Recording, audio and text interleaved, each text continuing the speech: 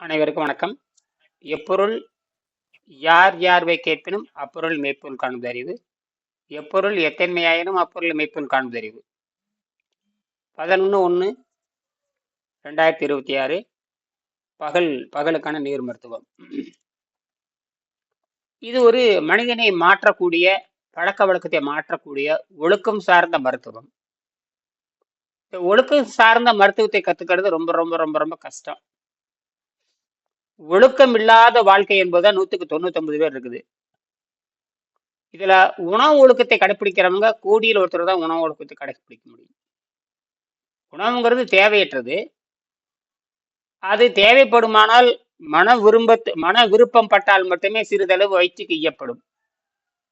செவிக்கு நல்ல செய்தி இல்லாத பொழுதுதான் சிறிதளவு சாப்பிடலன்னு வள்ளுவரே சொல்றாரு. இதெல்லாம் அறிவியலுக்கு அப்பாற்பட்டது. மனதை வைத்துக் கொண்டு மைண்ட் ஃபோர்ஸ்னு ஒண்ணு இருக்கு. உலகத்துல 3 ஃபோர்ஸ் இருக்கு. அது எலக்ட்ரான், அதாவது என்ன பார்த்தீங்கன்னா கிராவிட்டின்னு சொல்லுவாங்க. கிராவிட்டி ஃபோர்ஸ், ரெப்பல்சன் ஃபோர்ஸ், வேற ஒன்றும் இல்லை. ஈர்ப்பு விசை விலகு விசை தான். தமிழ்ல ஈர்ப்பு விசை விலகு விசை.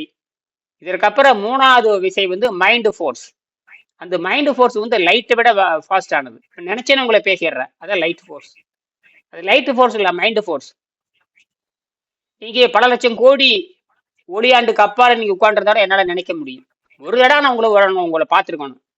ஒரு தடவை உங்களை பார்த்துட்டுனா நீங்க பல லட்சம் கோடி, பல லட்சம் ஆண்டுகள் பயணம் செஞ்சு ஒரு கேலக்சியில உட்காந்துருதுன்னு வச்சுக்கோங்க. இப்ப நினைச்சேன்னா அவங்க உருவம் எனக்கு வந்துடும். அதுதான் பிளஸ் மைனஸ். அது மாதிரி தான் இந்த மைண்ட் ஃபோர்ஸ். இந்த மைண்ட் ஃபோர்ஸ் நியூட்ரான் இது இந்த அம்பு விதிக்கு கட்டுப்படாது. மைண்ட் ஃபோர்ஸ் இந்த வளைவு விதிக்கு கட்டுப்படாது. இந்த வளைவு விதி, அம்பு விதியை அந்த காலத்துல வேடர்கள் பயன்படுத்தினாங்க. தமிழ் வேடர்கள் பயன்படுத்தினாங்க. அம்புனா நேர்கோட்டு இயக்கம், வளைவுனா வில்லு இயக்கம். இந்த ரெண்டையும் வச்சு செய்ய நம்ப விட்டாங்க. அது விளையாடுறது ஆகும். அதுக்கப்புறம் புரட்சி பண்ணவங்க தான் sentry fatal force, sentry faecal force வச்சு கவன்கல் முறையை கண்டுபிடிச்சாங்க. உலகத்திலே பயங்கரமான வேகம் முடியாது. மலைபடு கடாவில் வரக்கூடிய மலைபடு கடான்னு படிச்சீங்கன்னா கவன்கல் யானை அடிக்கிறதுக்கு பயன்படுத்திருக்காங்க. நினைச்ச கூட பார்க்க முடியாது. யானை விரட்டுறதுக்கு கவன்கல்னா அது எத்தாச்சும் இருக்கும்னு பாருங்க. கவன்கல்னா அந்த வளரிங்களையா? வளரி வேற, கவன்கல் வேற. வளரி வேற அது சுத்தி விட்டோம்னா நேர போயிட்டு திரும்பி நம்மகிட்டே வந்துருக்கு. அதுக்கு பார்த்தீங்கன்னா திரும்பி வந்துகிட்டே இருக்கு. அதுவும் தமிழர்கள் கண்டுபிடிச்சாங்க. அது என்ன டிகிரி, என்ன கண்டுபிடி பாருங்க. போயிட்டு திரும்ப அந்த வட்டம் பிடிச்சிட்டு திருப்பி வந்துடும். அப்ப அது அழிவே இல்லாம திருப்பி அதே கைக்கு வந்துடும். அது வளரி. அது குறிப்பிட்ட டிகிரில கட்டு. அது தமிழர்கள் கண்டுபிடிச்சாங்க. நான் சொல்றது யானையை விரட்டுறதுக்கான கவன்கல். ஒரு 3 அடி 2 அடி நீள கயிறு இருக்கும். அந்த 2 நீள கயிறு இருக்கும். ஒரு கயிறை கையில ஒரு 2 கயிறு உடைய ஒரு கவிட்டின்னு வச்சுக்கலாம். அந்த முடிச்சுல பார்த்தா ஒரு தோல் இருக்கும். இந்த தோல்ல இரும்பு குண்டுனா முழு இரும்பு குண்டு கிடையாது, சிட்ட குண்டும்பாங்க. அதாவது செம்மண்ணும் இரும்பு தூளும் கலந்து சுற்றுவாங்க. அந்த நான் சொல்ல கற்பனை கட்டாத செம்மண்ணும் இரும்பு தூள் சேர்ந்து கண்டு செம்மண், களிமண் இருக்கு இல்லையா, களிமண்ணும் இந்த இரும்பு துரும்போடு கலந்து எடுத்துட்டாங்கன்னா கோழி குண்டு, இரும்பு குண்டு மாதிரி ஆயிரும். அதை தான் பிரிட்டிஷ்காரன் அதை எடுத்து சுத்தி அடிச்சாங்கன்னா மண்டையை பொத்துட்டு போகும். அவன் துப்பாக்கி எடுக்கிறதுக்கு மண்டையை பொத்துருவாங்க. அதை தடை செஞ்சாங்க பிரிட்டிஷ்காரர்கள். அப்ப தமிழர்கள் இந்த வட்டக்கோட்டு இயக்கத்தை கண்டுபிடிச்சாங்க. வட்டக்கோட்டு இயக்கம், அப்புறம் விலகு இயக்கம், சென்ட்ரி ஃபெட்டல், சென்ட்ரி ஃபீகல். இது பாத்தீங்கன்னா எனர்ஜி லாஸ் கிடையாது. சுத்தி நல்லா சுத்த அந்த வெளியே இருக்கிற அந்த கல்லுக்கு பவர் ஏறிட்டே போகும். எந்த அளவுக்கு வேகமா சுத்துறா அந்த கல்லுக்கு பவர். சும்மா சாதாரண கல்லுக்கு பவர் இருக்காது. சுத்தி அடிக்கிறப்ப புல்லட்டை விட 300 மீட்டருக்கு போகும். அந்த காலத்துல 100 மீட்டர் கூட தாண்டாது. அந்த துப்பாக்கி வச்சிருந்தானுங்க, நேர துப்பாக்கி. அவன் லோடு பண்ணி இப்படி சுத்தி அடிக்கிறதுக்கு உங்க அடிச்சு மண்டையை புத்துட்டு போயிடுவாங்க. அதை தடை செஞ்சாங்க. இதெல்லாம் நிறைய இருக்கு விஷயமே. ஆக அந்த கவன்கல் முறையை வச்சுதான் நம்ம எதிர்காலத்துல இந்த குவாண்டம் மெக்கானிக்கல் பேட்டரி நம்ம உருவாக்கி வச்சிருக்கிறோம். அது அடுத்தபடி. அது இப்ப நமக்கு தேவையில்லை. ஆனால் இதில் இருக்கு 220 பக்கம் சென்ட்ரி ஃபெட்டல் எலக்ட்ரிசிட்டின்னு ஒன்று இருக்கு. அதை படிச்சு பாருங்க, ஆச்சரியமா இருக்கும். ஒரு பிசிக்ஸு, ஒரு கெமிஸ்ட்ரி, ஒரு பயாலஜி, ஒரு மெக்கானிக்கல், ஒரு குவாண்டம் எல்லாம் கலந்துதான் இந்த தியரி. விட சொல்லியிருக்காரு. விண்வெளிக்கு போறது எப்படி, விண்வெளி வீடு கட்டி வாழ்றது எப்படி, விண்வெளியில மின்சாரத்தை எப்படி தயாரிக்கிறது, அது கிராவிட்டி வச்சு எப்படி தயாரிக்கிறது, பூமி மக்களுக்கு கிராவிட்டி ஈர்ப்பு விசை வைத்துக் கொண்டு மக்கள் சென்ட்ரி ஃபெட்டல் ஃபோர்ஸ் வச்சு கொண்டு மக்களுக்கு மின்சாரம் கொடுக்கணும். விண்வெளியில் போய் குடியேறணும்னா அந்த குவாண்டம் டெக்னிக்கை பயன்படுத்தி தானாவே இன்புட்டோட அவுட்புட் அதிகமா இருக்கிற அந்த இதை கண்டுபிடிச்சாரு. அதை வச்சுதான் அவரு தான் 0.7 வோல்ட்ல முதல் கண்டுபிடிச்சார். 0.7 வோல்ட்ல ஹைட்ரஜன் ஆக்சிஜனை பிரிக்க முடியும்னு கண்டுபிடிச்சார். அதுக்கு முன்னாடியே அமெரிக்காவை சேர்ந்த 2 விஞ்ஞானிகள் 1880ல லாட்விக் மோண்டு, கார்ல் லாங்னு 2 பேர். லாட்விக் மோண்டுன்னு போடுவாங்க. லாட்விக் மோண்டு, கார்ல் லாங் 2 தொழிலதிபர்கள். எலன் மாஸ்க் மாதிரி அந்த காலத்து தொழிலதிபர்கள். அவங்க தான் முதல்ல என்ன பண்ண கேட்டீங்கன்னா 0.77 வோல்ட்னா 770 மில்லி வோல்ட்ல ஹைட்ரஜனை ஆக்சிஜனை பிரிக்க முடியும்னு கண்டுபிடிச்சாங்க. அவங்க கண்டுபிடிச்சனோட தொடர்ச்சி தான். அதுக்கப்புறம் 150 வருஷத்துக்கு முன்னாடி வெங்கடேஷ் நடுவன் அதை எடுத்து ரிசர்ச் பண்ணாரு. எப்படித்தான் இதெல்லாம் கண்டுபிடிச்சாருன்னு தெரியுமா? அமெரிக்காரன் எங்க, இவர் எங்க, அந்த பேப்பர் எப்படி கண்டுபிடிச்சாருன்னு ஒண்ணுமே எனக்கு புரிய மாட்டேங்குது. நான் 20 வருஷமா அவர் சந்திச்சு பேசுறப்ப தலையே சுத்துது. இங்கடா இந்த ஆளை கண்டுபிடிக்கிற, எங்க எந்த இடத்துல அந்த சான்றே கிடையாது. அமெரிக்காவில் இருக்கிற சான்றை எடுத்து இவர் ஆராய்ச்சி பண்றாரு. இவர் படிச்சது சிவில் இன்ஜினியர், செய்யறதோ chemical. Civil, chemical, mechanical, biological. வானியல் வரை போயிட்டாரு அவரு. அங்க போயிட்டாரு. சம்பந்தம் கட்டட கார கரண்ட் எடுக்கிறவனுக்கு மெக்கானிக்கல் என்ன சம்பந்தம் நினைச்சு கூட பார்க்க முடியாது. அவர் சொல்றாரு, அதாவது கண்டுபிடிப்பு தான், அதாவது பிரச்சனை தான் கண்டுபிடிப்பின் தாயகம் சொன்னாரு. அப்புறம் தான் அவர் வந்து எங்க என்ன இதுக்கு இப்ப நாகப்பட்டினத்து பக்கத்தால வாலிவளம், புகழ்பெற்ற டெக்னிக்கல் கல்லூரி வாலிவளம் கேள்விப்பட்டிருப்பீங்க. வாலிவளம், அந்த வாலிவளம் அது நேரு காலத்துல வந்து நேரு தான் தொடங்கி வச்சார். அது அந்த வாலிவளம் அப்பெல்லாம் வந்து இந்த மாதிரி டெக்னிக்கல் காலேஜே கிடையாது. அங்க வாலிவளம் தொழில்நுட்ப கல்வியில வந்து பேராசிரியர் இருந்தார். அப்ப பேராசிரியராகவும் இருந்திருக்கிறார். யாரு? வெங்கடேஷ். அப்பெல்லாம் பிஇ படிச்சுன்னு சாதாரண, அந்த காலத்துல 8ஆம் கிளாஸ் படிச்சும் பெரிய அறிவாளி. ஆமா, அப்ப பிஇ படிச்சிருக்காருன்னா ரொம்ப பெரிய படிப்பு இல்லைங்க. 10 பைசா செலவு இல்லாம நான் பிஇ பண்ண ஒரே ஆள் தான். அது மட்டும் இல்ல, அவரு வேலைக்கு சேரும் பொழுது டேபிள்ல வந்து அவரை கேட்காம லஞ்சம் வந்து மேல விழுந்துருச்சுங்க. உடனடியே வேலை விலகல்கள் கொடுத்தார். உலகத்திலே வந்து டேபிள்ல வந்து பணம் விழுந்தது அப்பவே 1960, 62, 63 டேபிள்ல பணம் வந்து விழுந்துருக்குன்னா அப்ப எந்த காலம் அது? மானம் கெட்ட காலம். அப்பவே டேபிள்ல பணம் வந்து விழுந்திருக்கு. இனி இந்த கல்வியே வேண்டாம்னு சொல்லிட்டு அந்த கல்வி அப்பவே பதவி விலகி போயிட்டாரு. பதவி விலகிட்டு அதுக்கப்புறம் இந்த கல்ஃபுக்கு போனார். கல்ஃபுக்கு போய் நிறைய பிரிட்ஜ் எல்லாம் கட்டி 32 கண்டுபிடிச்சாரு. அவர் எழுதியிருக்காரு. அதுல ஒண்ணுதான் உலகத்தை மாத்திர கண்டுபிடிப்பு, ஆரோக்கியத்தை கண்டுபிடிக்கிறாரு. அந்த வந்து உயிரை பணம் வைத்து கண்டுபிடிக்கிறாரு. சாதாரண விஷயம் இல்லை. உயிரை பணை வைத்து 2000 ஆண்டுக்கு 2000 ஆண்டுக்கு முந்தைய திருக்குறளையும் 120 ஆண்டுக்கு முன்னாடி இருக்கிற ஜெர்மன் டாக்டரோட தத்துவம் ரெண்டையும் இணைச்சு ஒரு உயிரை பணை வைத்து கண்டுபிடிக்கிறாருன்னு அதை வச்சு அப்புறம் கடைசியில மன்னார்குடி விஞ்ஞானி ரோட்டர் சங்கத்தை நிரூபிக்கிறாரு. ஒரு விஞ்ஞானியை யாரும் எதிர்க்க முடியாதுங்க. இவர் பெரிய சயின்டிஸ்டுங்க. விஞ்ஞானி போய் எப்படி எதிர்ப்பீங்க? ஒரு சாதாரண எம்பிபிஎஸ் டாக்டர் வேற, விஞ்ஞானி வேற. அவரு பண்ணி ப்ரூவ் பண்றாரு. போய் பார்த்தால மன்னார்குடி விஞ்ஞானிகள் வந்து ரோட்டரி சங்கத்தை சேர்ந்த டாக்டருக்கு வந்து அவங்க செலவுல பிளட் யூரின் ரிப்போர்ட் எடுக்கிறாரு. எடுத்து பார்த்து எல்லாம் நார்மல் இருக்குது. ப்ரெஷர் கூட்டம் அதிகமா இருக்கு, அதனால எனக்கு இந்த பிரச்சனை இல்லைன்ட்டாரு. அப்ப 93 கிலோ இருக்கிறப்ப கடுமையான சக்கரை நோய், மூட்டு வலி, முழங்கால் வலி, ஏகப்பட்ட பிரச்சனை இருந்தது. அதெல்லாம் வந்து டாக்டர் அர்னால்ட் டெகர்ட் தேயர் வச்சு குணப்படுத்திட்டாரு. சரி, இப்ப நம்ம திருப்பி 77ஆம் பக்கத்துல அதை ஒண்ணு மட்டும் சொல்லி நிறைவு செய்ய போறோம்.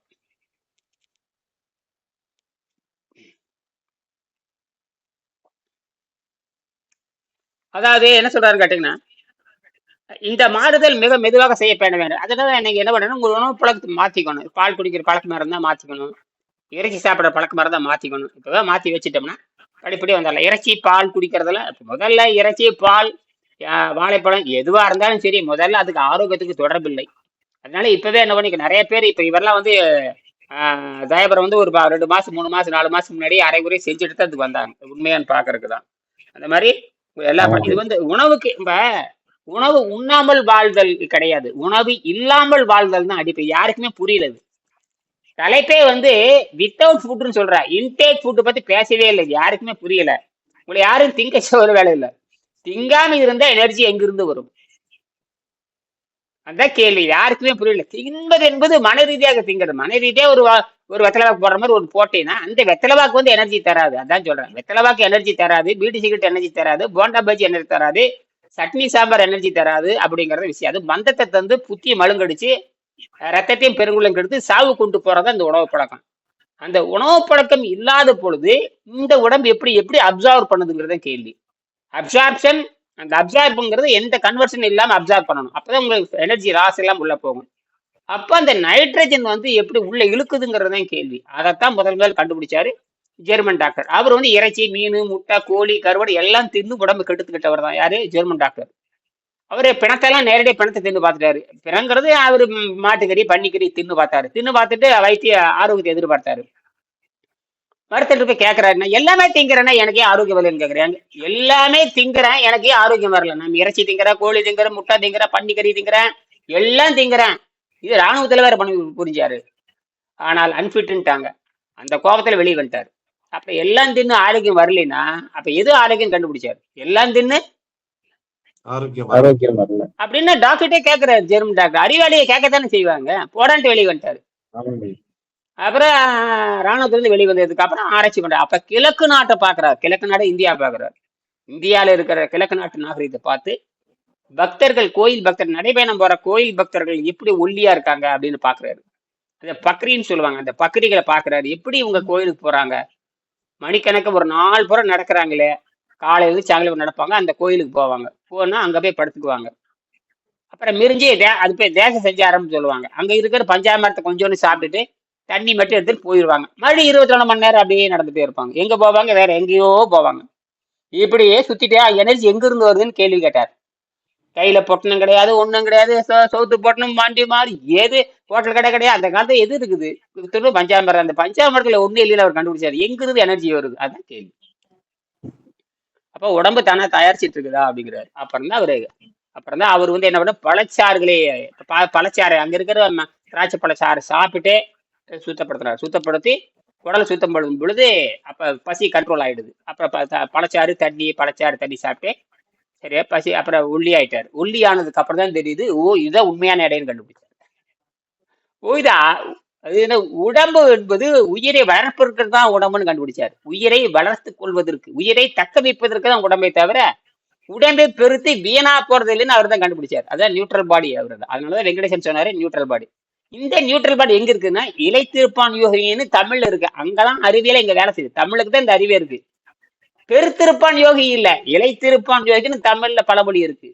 அப்ப அந்த ஜெர்மன் டாக்டர் அர்னால்ட் சொல்லக்கூடிய அந்த இலைத்திருத்தலும் இங்க இலைத்திருப்பான் யோகிங்கிறதும் ஒருவேளை என்பான் யோகி ஊனை செருக்கை உள்ளடிகான் அப்புறம் உண்டி செருக்கின் உபாயம் போல எப்படி ஒத்து போகுது பாருங்க. எங்கேயோ ஒரு ஆள் சொன்னது நம்ம அதுக்கு முன்னாடி 10 வரையும் எழுதி வச்சிருக்கோம். அது வெவ்வேறு ஆளுகள் எழுதி வச்சிருக்கிறோம். தேவார்கள் எழுதி வச்சிருக்கிறாங்க, திருவாசத்தை எழுதி வச்சிருக்கிறாங்க, திருமந்தத்தை எழுதி வச்சிருக்கிறாங்க, நீதிவன்பல் எழுதி வச்சிருக்கிறாங்க, அப்படின்னு எல்லாரும் உணர்ந்திருக்கிறாங்க, எல்லாரும் செஞ்சிருக்காங்க. அப்போ உனைய விட நாங்க செஞ்சு பார்த்துட்டோம். இடையில கொஞ்சம் கேப் ஆகி சாராயம் குடிச்சு படுத்துக்கிட்டேன் 2000 வருஷமா. சாராயம் குடிச்சிட்டு இலவசத்தை வாங்கி தின்னுட்டு, அரிசி வாங்கி தின்னுட்டு, இலவசம் வாங்கி தின்னுட்டு, போதை கும்பலாக பன்னிக்குட்டியாக தூங்கணும் காட்டி அப்புறம் எவனவனு மேய்ச்சிட்டு போயிட்டான். விலைக்காரன் மேய்ச்சிட்டு போயிட்டான். சரி,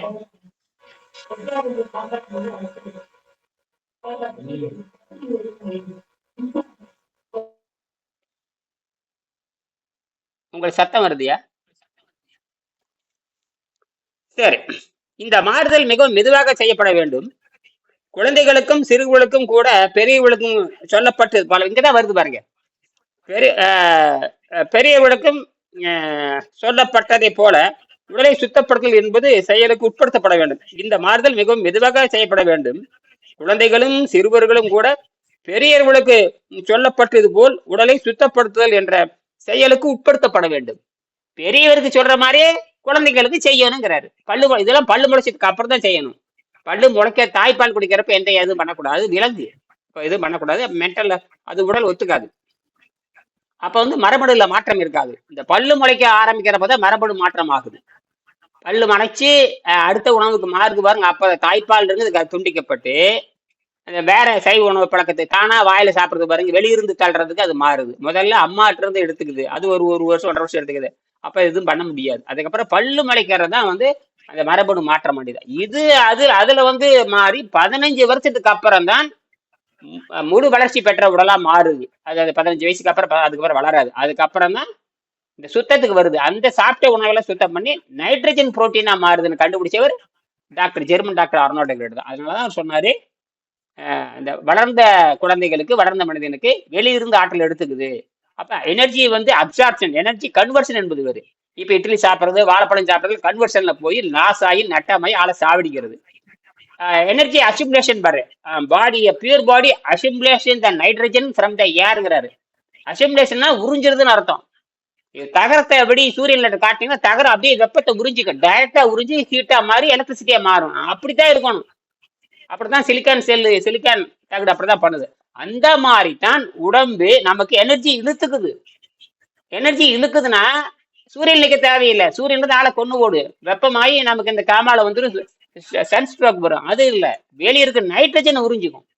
அது மட்டும் இல்ல, சன் ரேஸ்ல இருக்கக்கூடிய அந்த காமா ரேவை உறிஞ்சிக்கும், ஸ்டார்ல இருந்து வரக்கூடிய காமா ரேவை உறிஞ்சிக்கும், பூமியிலிருந்து வரக்கூடிய எரிமலையிலிருந்து வரக்கூடிய காமா ரேவை உறிஞ்சி. இதெல்லாம் கண்ணுக்கு தெரியாத high frequency energy. High frequency energy வந்து உடம்புல பாஞ்சு வெளியே போயிட்டே இருக்கும். ஆற்றல் ஆவதும் இல்லை, ஆற்றல் அழிவதும் இல்லை, என்னைக்கும் சாகாது. அது உணர வைக்கிறது எங்க வேலை. நாம இருப்போம் போயிடுவான், ஆற்றலுக்கு எப்பவும் அழிவு இல்லை. இந்த வாட்டர் பக்கெட்டு, அப்புறம் இந்த தேஞ்சு போன பக்கெட்டு, தேஞ்சு போன கரி இன்ஜின், செத்து போன டீசல் பத்தி பேசுறவன், இவனுக்கெல்லாம் புரியாது. மோடு முட்டைகள், பன்றிக்கறி திங்கிறவன், அப்புறம் 3 வேளை மூக்கு பிடிக்க திங்கிறவன், இவனுக்கெல்லாம் ஆற்றல்லாம் என்னன்னே புரியாது. அவனுக்குள்ள ஊர் சுத்துறவனுங்க.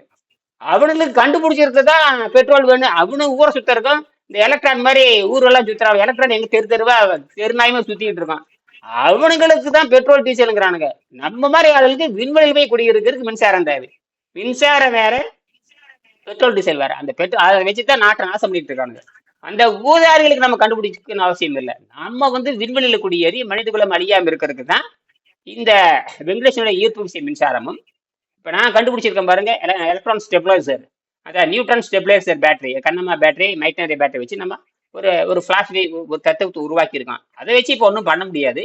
அது வந்து கொள்கை ப்ரூவ் பண்ணலாம். அதுக்கப்புறம் வேற டெக்னிக் பயன்படுத்தணும். எப்பவுமே இயற்கை வந்து பொட்டன்சியலை மட்டும்தான் கொடுக்கும், அதாவது மூலத்தை மட்டும் தான் கொடுக்கும். மூலத்தை செதுக்கி அது கைனட்டிக்கா மாறது நம்ம கிட்ட தான் இருக்கு. அது வேற டெக்னிக் பயன்படுத்தணும். அதுக்கு நான் யோசிச்சுட்டு இருக்கிறேன். அதெல்லாம் எலன் மாஸ்க் மாதிரி ஆள் வேணும். பண்ணோம்னா நம்ம விண்வெளியில் வீடு கட்டி போடலாம். அவருக்கு ஒரு கண்டுபிடிப்பு இருக்கு, அதை நான் அடுத்த வீடியோல போடணும். சரி. இம்மாதிரி சுத்தப்படுத்தப்பட்ட குழந்தைகளுக்கு இங்கதான் வருது பாருங்க. இந்த மாதிரி சுத்தப்படுத்தப்பட்ட குழந்தைகளுக்கு தனிப்பட்ட புரோட்டீன் தேவையில்லை. என்னது புரோட்டீன் தேவையில்லை? இந்த உணவுகள்லாம் தராமல் ஆப்பிள்களை, அவரு அங்க ஜெர்மனியில் இருக்கிற கொள்கையை சொல்றாரு, தராமல் ஆப்பிள்களை மட்டுமே, வேக வைத்த ஆப்பிள்களை கொடுத்து வளர்க்கலாம். எது எலுமிச்சையும் முக்கியமானது, குழந்தைகளுக்கு நோய்கள் எல்லாம் இருக்காதுங்கிறாரு. ஆப்பிள் பழத்தை சுட்டு கொடுங்க, வேக வச்சு கொடுங்க. சிட்ரஸ் எலுமிச்சை பழத்தை புழிஞ்ச தேன் கலந்து கொடுங்கிறாரு. இப்ப என்னுடைய பேர குழந்தைகளை கொடுத்து பார்த்தா வேலை செய்யுது. அப்படிதான் வேலை செய்யுது, நல்லா தான் இருக்குது அதெல்லாம். அப்புறம் நான் என்ன பண்ணேன், உலர்பல கண்டுன்னு ஒன்று உருவாக்கினேன். உலர்பல கண்டுன்னா உலர்ந்த பேரிச்சை, அப்புறம் வறுத்த வேர்க்கடலை, அப்புறம் வந்து நாட்டு சக்கரை. வறுத்த வேர்க்கடலையும் நாட்டு சக்கரை நல்லா அரைச்சிடுவேன், ஒரு 50 கிராம் அரைச்சிடுவேன். அதுக்கு எவ்வளவு வருதோ அதுக்கு தகுந்த மாதிரி பேரிச்சை பழத்தை போட்டு மிக்சியில அரைச்சிடுவேன். அதான் உலர் பல கண்டுன்னு பேரு. கண்டுனா இனிப்பு, கண்டுனா உரண்டைன்னு பேரு. அது குழந்தைகள் கொடுத்து பார்த்தா பசியே எடுக்காது. 2 உருண்டை சாப்பிட்டா 20 அணுகுண்டுக்கு சமம். 2 உருண்டை சாப்பிட்டா அவர் 10 இட்லி சாப்பிட்டா இருக்குன்னு ஏறிக்கும். குழந்தை சளிப்பெல்லாம் மலையாடு. மறுபடியும் 2 உருண்டை போட்டுறணும். மறுபடியும் சளிப்பெல்லாம் இதெல்லாம் கொடுத்து பழகுனீங்கன்னா அந்த குழந்தைக்கு 15 வருஷத்துக்கு மரணமும் வராது, நோயும் வராது. அந்த குழந்தை அடம் பிடிக்காது. அப்புறம் அப்பப்போ எலுமிச்சை பழச்சாறு, ஏதாவது ஒரு சாறு, தண்ணி, இது மட்டும் தண்ணி, இந்த மட்டும் பல உருண்டை கொடுத்துட்டே வந்தீங்கன்னா சுத்தமாயிடும். அப்பப்போ சுட்ட வாழைப்பழம், சுட்ட காய்கறிகள், வேக வைத்த காய்கறிகள், வேக வைத்த பழங்கள், இதை மசித்து அந்த குழந்தைகள் கொடுத்துட்டு இருந்தோம்னா அன்னத்தை நாற்றம், அந்த மலத்துல நாற்றமே வரக்கூடாது. நாற்றம் இல்ல, மலம் நாற்றம் வரக்கூடாது. மலம் நாற்றம் இல்லாம போயிட்டாவே, அந்த காலத்துல வந்து மோஷன் டெஸ்ட் எல்லாம் எடுப்பாங்க. இப்ப யாரும் எடுக்கிறது இல்லை. அந்த காலத்துல வெளிக்கு ஒழுக்கமா போறேன்னு கேட்பாங்க. வெளிக்கு இது சின்ன குழந்தைங்களுக்கு வந்து பழங்கள் வேக வச்சு கொடுக்குறோம்ல. இப்ப நம்ம மாதிரி ஆளுகள்லாம் வந்து அதே மாதிரி சாப்பிடணுமா, இல்ல நம்ம வந்து வேக வச்சு சாப்பிடலாம். வேக வச்சு சாப்பிட்டோம்னா சீக்கிரம் சுத்தமா. வேக வச்சு அது காய்கறி மாதிரி மாறிக்குது. வேக வச்சு சாப்பிட்றது என்னன்னா எளிதில் ஜீரணமாயி எளிதில் வெளியே ஓடுறத வேக வைக்கிறது. கண்டுபிடிச்சதே காரணம், எளிதில் ஜீரணித்து எளிதில் வெளியே போய் இந்த வயிற்றுல சுரக்கிற விஷநீர் இருக்கு பாத்தீங்களா, வயிற்றுல சுரக்கிற விஷநீர் இழுத்துட்டு வெளியே வந்துடும். அந்த இழுத்துட்டு வந்து நம்ம பெரியவங்க போற இழுத்து வந்து பழக்கப்படுறப்ப அந்த விஷ நீரே சுரக்காத நிலைக்கு போயிடும். அதுதான் விஷயமே. வயிற்றுல சுரக்கிறது புனித நீர் கிடையாது. வயிற்றுல சுரக்க அத்தனை விஷ நீர். அது கேஸ்ட்ரிக் ஜூஸ் விஷ நீர், அதுக்கப்புறம் கல்லில் சுரக்கிறது விஷ நீர், கணையத்தில் சுரக்கிறது விஷ நீர். நம்ம உடம்பே விஷத்தால் ஆடுதுங்க.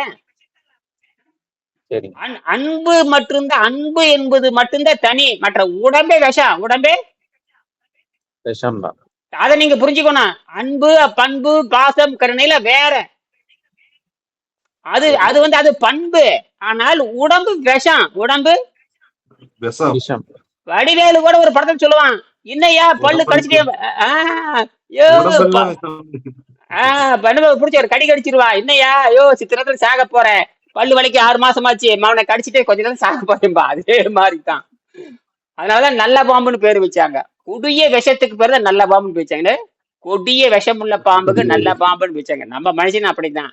அதனால உடம்புல சுரக்கிற அத்தனை விஷம்தான். நம்ம போடுற விஷத்தை கரைக்கிறது தான் வந்து இறப்பையினுடைய வேலை. அப்ப அந்த விஷம் தேங்கும் பொழுதுதான் ஃபுட் பாய்சனாக மாறுது. இது நமக்கு தெரியல. இல்லது தெரியல. பாய்சன் உடம்பே ஆயிடுது. விஷம். உடம்பே விஷமா இருக்கு. உள்ள போடுகின்ற உணவு விஷமா மாறுது. இதைத்தான் இப்ப ஃபுட் பாய்சன் சொல்றீங்க. அப்ப ஃபுட் பாய்சன் சொல்லுங்க. ஃபுட் பாய்சன் சொல்லக்கூடாது. ஃபுட் இஸ் பாய்சன் சொல்லணும். உணவுதான் விஷம். உணவுதான் விஷம், விஷம்தான் உணவுன்னு சொல்லணும். தமிழ்ல சொல்லிட்டாங்க, எப்பவோ சொல்லிட்டாங்க. உணவே மருந்து, மருந்தே உணவு. மருந்துன்னா என்ன, விடுதலை நினைக்கிறேன். மருந்துதான் ஆளை கொள்ளுன்னு அர்த்தம். உணவே மருந்துனா உணவு சாவடிக்குன்னு அர்த்தம். மருந்தே உணவுனா மருந்து சாவடிக்குன்னு அர்த்தம். அதனாலதான் வெள்ளைக்காரன் என்ன பண்ணிட்டானா, ஃபுட் பாய்சன் ஆட முண்டங்களா. ஃபுட் என்பது நவுனு, பாய்சன் என்பது நவுனு. 2 நவுனு எப்படி ஒரு சொற்றராட மாறும்? அது ஆக்சிலரி வெர்பு போடணும். ஃபுட் இஸ் பாய்சன் சொல்லணும். என்னது ஈஸ்ங்கிற ஆக்சிலரி வெர்பு போட முண்டங்களா. ஃபுட்டு பாய்சன் ஒண்ணுமே புரியாது. ஃபுட்டுங்கிறது ஒரு பெயர் சொல். நவுன பாய்சன்ங்கிறது ஒரு பெயர் சொல். 2 பெயர் சொல்ல எப்படி ஒரு ஒரு சொல்லை உருவாக்கும்? என்ன அர்த்தம் கூட? கண்ணன் ராமன் என்ன புரியும்? கண்ணன் ராமனை அடித்தான் அப்படி சொன்னா புரியும். கண்ணன் ராமன் புரியுது. என்னடா கண்ணன் ராமனை அடித்தான் சொல்றாட முண்டம். அந்த முண்டங்களை இந்த வெள்ளக்கார மன்ற முண்டம் பேரு. அப்ப ஒன்னா ஃபுட் இஸ் பாய்சன் சொல்லுது, அது பாய்சன் இஸ் ஃபுட்னு சொல்லு. சும்மா ஃபுட் பாய்சன் சொல்றியா? ஐயோ உன்னுடைய வாக்கியமே தப்பு. என்னது? ஆமா, வாக்கியமே தப்பு. ஆமா. ரெண்டு பெயர் சொல் எப்படி ஒரு 2 பெயர் சொல் எப்படி? நான் சொல்ல ராமன் கிருஷ்ணன் சொல்றேன், ராமன் குப்பன் சொல்லிட்டே புரியாது யாருக்குமே. ராமன் குப்பனை அடித்தான் அப்படி சொல்லு, அல்லது குப்பன் ராமனை அடித்தான்னு சொல்ல. அதான் சொல்றேன். ஃபுட் இஸ் பாய்சன் சொல்றாட முண்டம். இப்ப நாம சொல்றான், நீ இறப்பே வேண்டான்னு சொல்ற. உன்னுடைய இன்சுலுக்கு எப்படி என்ன சொல்லுது? இறப்பே வேண்டாங்கிற. அப்ப இறப்பே வேண்டாம்னா ஜீரணீர் வேண்டாம். அதைத்தான் வள்ளுவர் வந்து 2000 வருஷத்துக்கு முன்னாடியே மிகினும் குறையினும் நோய் செய்யும் நூலோர் வதி முடியா இனிய மூன்று. நீ 2000 ஆண்டுக்கு பின்னாண்ட சொல்ற, நாங்க 2000 ஆண்டுக்கு. அப்ப நாங்க யார்? அறிவில் மூத்தவர் தானே. அதை மூத்த குடி தமிழ்னு நாங்க சொல்றோம். கல் தோன்றி மண் தோன்ற காலத்தே முன் தோன்றி மூத்த வாளோடு மூத்த முன்குடி நாங்க சொல்றோம். வாளுன்னா இரும்போட பிறந்தோம்டாங்கிறான். நாங்க மலையில பிறந்தவங்கடா, மலையில இரும்பங்கிட்டு இருக்க, நம்ம இரும்பை எடுத்து வாழ்ந்த பரம்பரைடாங்கிறான். இரும்பை கண்டுபிடிச்சது நாங்க தாங்கிறான். நீங்க எகிப்துக்கு உளி செஞ்சு கொடுத்தது நாங்க தான். எகிப்துல அங்க இருக்க தச்சர்களுக்கு, அந்த கொல்லன்களுக்கு போற இரும்பு கொடுத்தது நாங்க தானே. இப்ப ஒத்துக்குவானுங்க. ஏன்னா எகிப்துல இரும்பு கிடையாது. உலகத்துல எங்கேயுமே இரும்பு கிடையாது. 5000 இங்க இரும்பை கண்டுபிடி. அது மட்டும் இல்ல, அது எப்படி மெட்டல் ஆக்குறது, எப்படி ஹைபிட் ஸ்டீல் ஆக்குறது, எப்படி மைல்டு ஸ்டீல் ஆக்குறது, மென் இரும்பு, தேன் இரும்புன்னு பல 4 வகையான இரும்பை கண்டுபிடிச்சதும் தமிழர்கள் தான். நேரடியாக பச்சை எறும்பை வச்சு நீ கல்லை கொத்த முடியாது. நேரடியாக பச்சை எறும்பை வச்சு கல்லை கொத்த முடியாது. அந்த அறிவெல்லாம் ஐரோப்பா நாட்டுல கிடையாது. தமிழுக்கு கூட அந்த கல்லை கொத்துற தெரியுமா? அந்த கல்லை கொத்தித்தானே கல்லிலே கலை வண்ணம் கண்டான்னு நம்ம பாடுறோம் இல்லையா? சிற்பமே உருவாக்கிட்டாங்க. ஆமா, சிற்பத்தை உருவாக்குறது மயன் தானே. மயன் 15000 ஆண்டுக்குன்னு சிற்பம் எப்படின்னு கண்டுபிடிச்சவன் மயன் நாகரிகத்தை இங்க நிக்குது. சிவனுக்கு மூத்தது, முருகனுக்கு மூத்தது, இவ எல்லாத்துக்கும் மூத்தது மயன் தான் உலகத்தினுடைய தலைவன். அவன் தான் எல்லா வேதங்களையும் தொகுத்து வழங்கினான். தமிழ் இருக்கிற வேதத்தை தொகுத்து, தமிழ் இருக்கிற கட்டடக்கலை, தமிழ் இருக்கிற வானியல் கலை, தமிழ் இருக்கிற மந்திரக்கலை 3ஐயும் தொகுத்து முதல் வழங்கினது யாருன்னு கேட்டீங்கன்னா மயன் தான். அந்த தமிழை புரிந்து கொள்ளவே முடியாது. ஐந்திர வல்லமை, பிரணவ வேதம் இதெல்லாம் கண்டுபிடிச்சு கொடுத்தது அவன் தான்.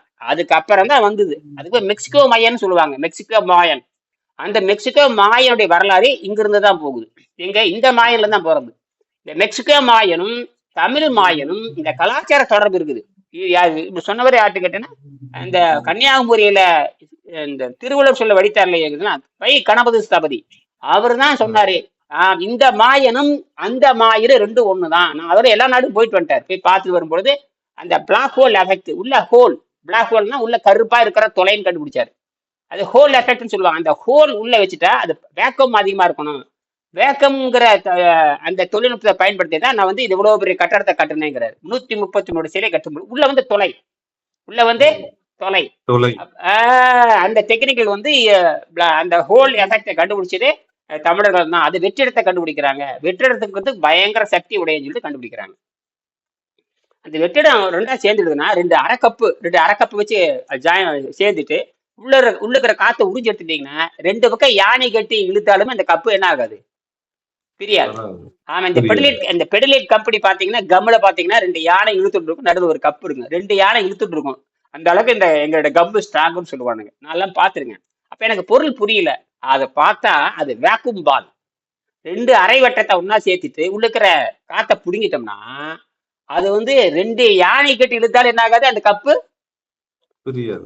அதுதான் அவனுக்கு போட்டானுங்க பெடிலேட்ல. இன்னைக்கு பாருங்க பெடிலேட் கம்பெனியில ஃபெவிகால் வருது இல்லையா, அந்த ஃபெவிகால் கம்பெனி அந்த யானை போட்டிருப்பான். சரி, இதெல்லாம் வந்துங்க அறிவு நுட்பம். அது இந்த நுட்பம் எல்லாம் பார்த்து பிரச்சனைக்கு தீர்வு காணணும்.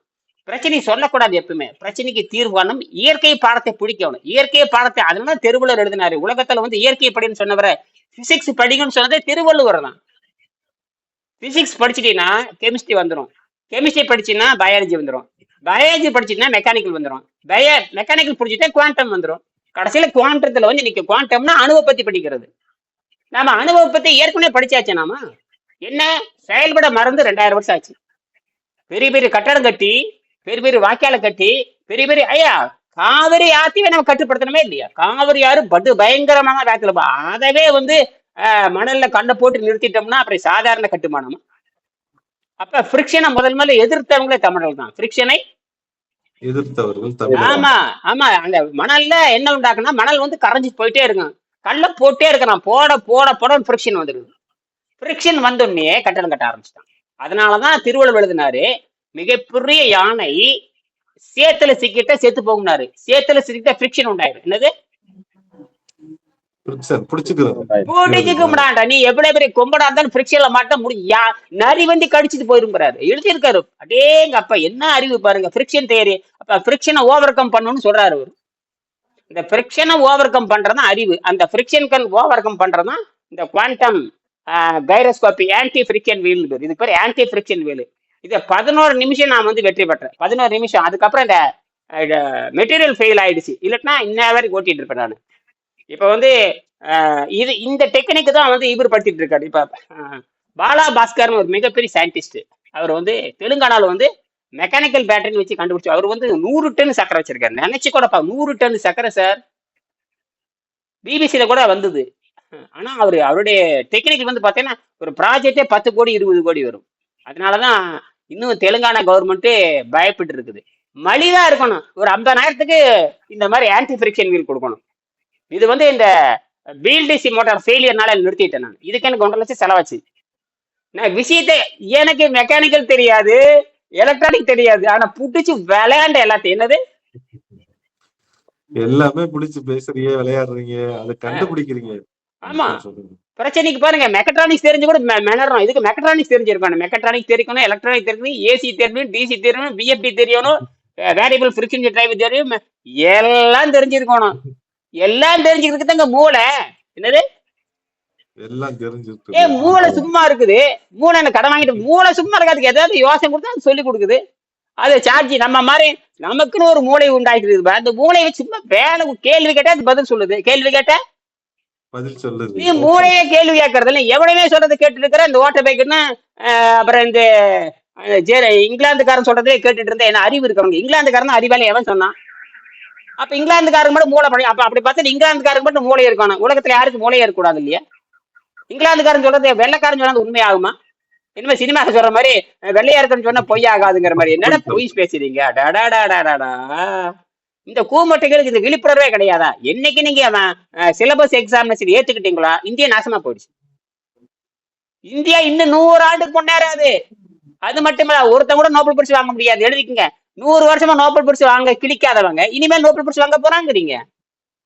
சாத்தியமே இல்லை. அது தெரியும். யாரு இவர் அவர் பேரு CNR ராவ் அழகா சொன்னாரு.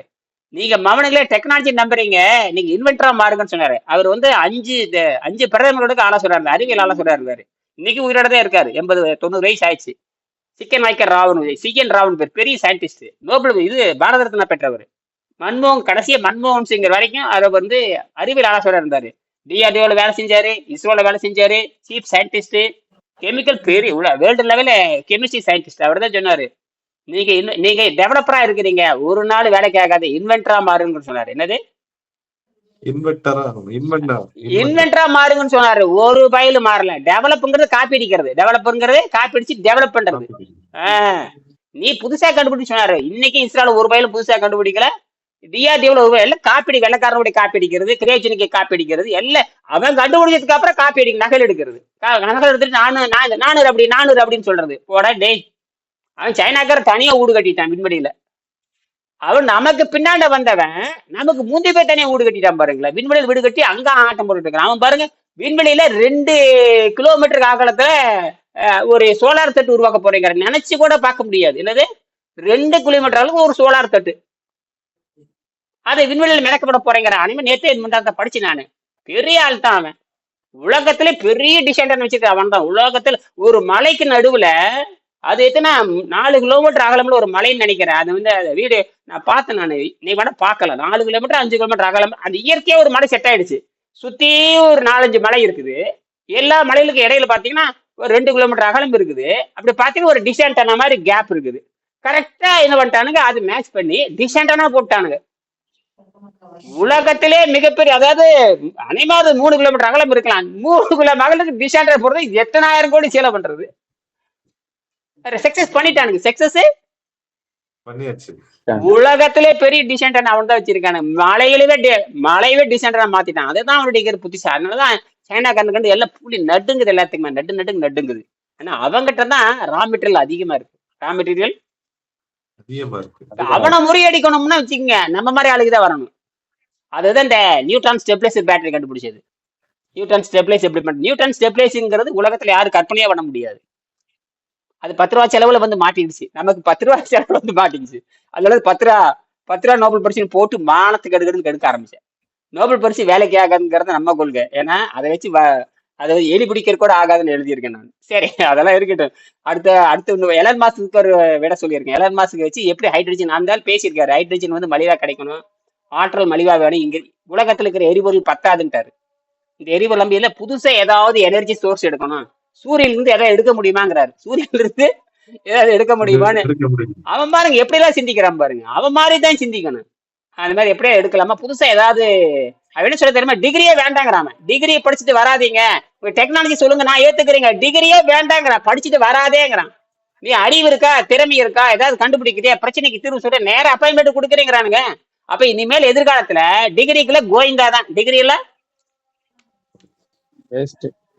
அப்ப இப்ப சொல்றான். இப்பதான் நான் என்ன சொல்றேன், நாம 10 வருஷமா டிகிரி பெறுது வேஸ்ட்ங்கிறான். அவன் இப்பதான் சொல்றேன் டிகிரி எல்லாம் வேலைக்கு ஆகாது, செய்முறை செஞ்சுட்டு வாடாங்கிறான். புதுசா கண்டுபிடிச்சு செய்முறை, அது பிராக்டிக்கலா வாடாங்கிறான். என்னது இங்கதான் பிராக்டிக்கல் நாலேஜ்ங்கிறான். அதைத்தான் நான் பிராக்டிகல் பண்றான். இதுதான் குருகுல கல்வினா செஞ்சு பார்க்கறதுன்னு அர்த்தம். அதான் குருகுல கல்வினா செஞ்சு பார்த்து அரங்கேற்றம் பண்றது.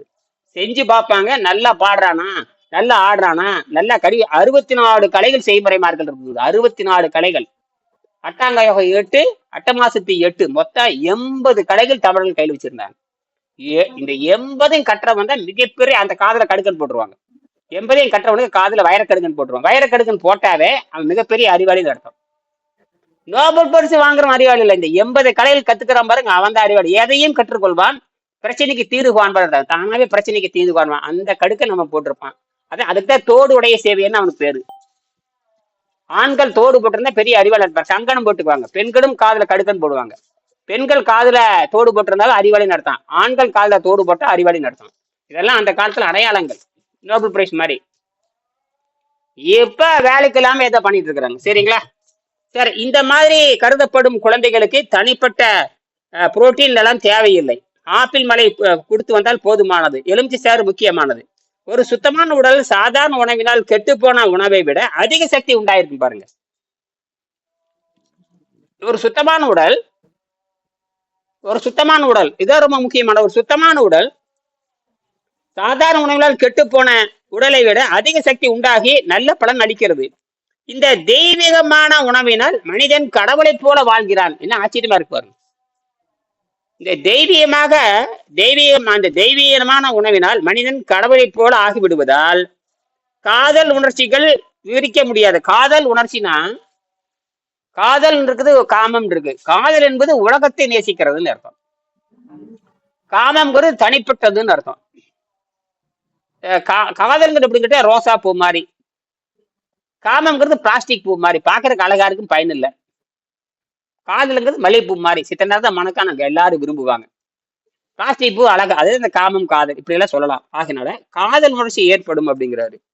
மனிதன் கடவுளை போல ஆகிவிடுவதால் காதல் உணர்ச்சிகள் விவரிக்க முடியாதது. ஆனால் அளவுக்கு, அதாவது அளவுக்கு மேன்மையாக ஏற்படுகின்றன. அப்புறம் அதுக்கப்புறம் என்ன சொல்றாருன்னா, பரிசுத்த நிலை. அதுக்கப்புறம் அதிக உணவோடு கூடிய பால் உணர்ச்சி ஒரு குற்றம் என்பதை நீங்கள் உணர்வீர்கள். அதிக உணவோடு பால் காமம் செய்வது கொடுமையான குற்றம். தின்னு ஓட்டு காமம் செய்யாதேன்னு அர்த்தம். அதிக அடுத்த பாயிண்ட் அதான் எழுதுறாரு. விவரிக்க முடியும் காதல் அது ஆகிவிடுவதால் காதல் உணர்ச்சிகள் விவரிக்க முடியாது அளவுக்கு மேன்மையாக ஏற்படுகின்றன. அதில் உணவோடு கூடிய பால் உணர்ச்சி, அதிக உணவோடு கூடிய பால் உணர்ச்சி. அதுக்கப்புறம் ஒரு வாக்கியம் சொல்றாரு, அதிக உணவோடு கூடிய பால் உணர்ச்சி. இன்னைக்கு சாராயத்தையும் பிரியாணி தின்னுட்டு விவசாயிட்டு போயிட்டு இருக்கானுங்க. சாராயத்தையும்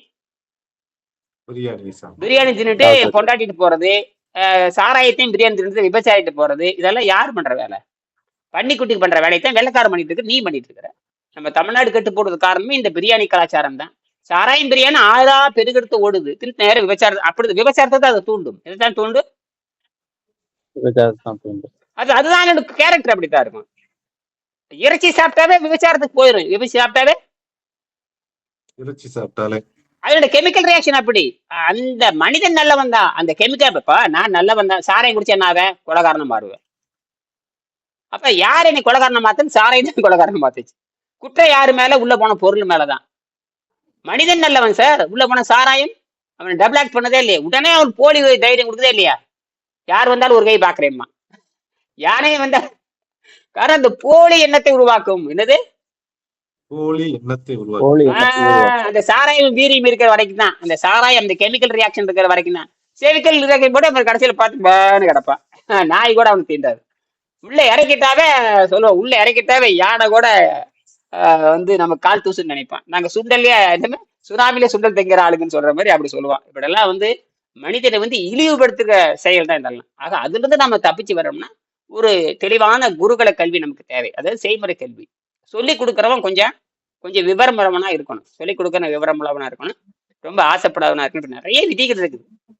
அவன் எழுதப்படாத சட்டம், அவனுக்கும் ஆசிரியருக்கு மாணவனுக்கு எழுதப்படாத சட்டம் இருந்து ஒரு ஒப்பந்தம் போட்டுட்டு செய்யணும். யாரும் இதுல குறுக்களை வரக்கூடாது.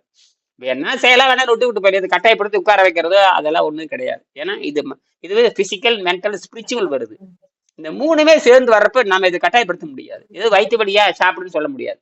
இது லாங் லைஃப், நீண்ட காலம் நீங்களே செஞ்சு பார்த்து நீங்களே மேலா போய் யோக நிலையை புரிந்து கடைசியில 100 ஆண்டு 120 ஆண்டு வாழ்ந்ததுக்கு அப்புறம் இது ஒரு முக்தி அடைஞ்சு பழம் பழுத்து கல்டு கொடுக்குற மாதிரி தானா கல்டு போகணும். அதுக்கு இந்த கிளீனிங் ப்ராசஸ் ரொம்ப தேவை அப்படிங்கிறதா. இப்பதான் வெள்ளைக்காரன்லாம் சொல்ல ஆரம்பிச்சிட்டாங்க. ஆமா, பெருங்குடல் ரொம்ப முக்கியம். இப்பதான் சொல்றீங்க. மூளையை விட பெருங்குடல் முக்கியம் சொல்றானுங்க இப்போ. எது? அமெரிக்காவில் இருக்கிற ஹார்வர்ட் யூனிவர்சிட்டி, அமெரிக்கா இருக்கிற கொலம்பியா யூனிவர்சிட்டி மருத்துவர் என்ன சொல்றான்னு கேட்டீங்கன்னா, ஆமா பெருங்குடல் கெட்டு போச்சுன்னா முடிஞ்சு போச்சுங்க. அப்ப ஏன் கெடுதுக்கு வரும்னா, நீ திங்கிற உணவு தான். பெருங்குடல் கெட்டு போறதுக்கு காரணமே திங்கிற உணவு தானே. அப்ப திங்கிற உணவை குறைச்சிக்கிட்டு, அதுதான் சித்தர்கள் அன்னைக்கு கண்டுபிடிச்சாங்க. நீங்க உண்டி சுருங்கின் உபாயம் பலவுலன்னு சொன்னாங்க. உண்டி சுருங்கினாதான் பெருங்குடல் சுத்தமாகும். மீண்டும் இதை பத்தி பேசுவோம். நன்றி, வணக்கம்.